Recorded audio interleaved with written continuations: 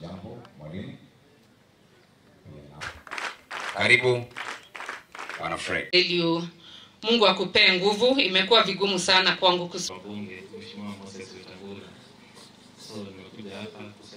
poteza bag, simu ni nini, ujue ni yeye. Kwa hivyo kanisa na wale watu wametoka kwa majirani. Tusimame.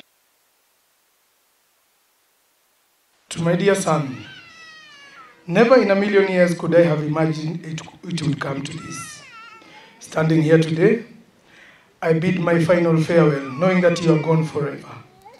The thought rends my heart, knowing I'll never again see that timid smile you always gave me.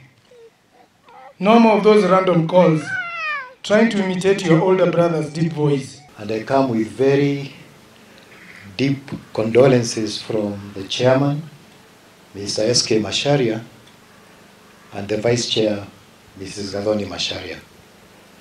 This is a sad day for Royal Media because, as you've heard from the other speakers, Kanyeki is a pillar of Royal Media.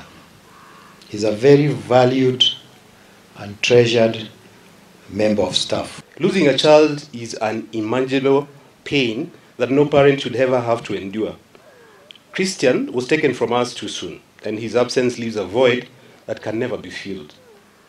In this time of profound sadness, let us come together to support Nex, even after this, and his family. Kanyeki, we say pole sana.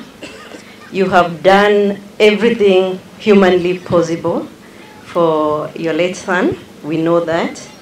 And we can only say may God give you grace and your family and strength to go through this very difficult period.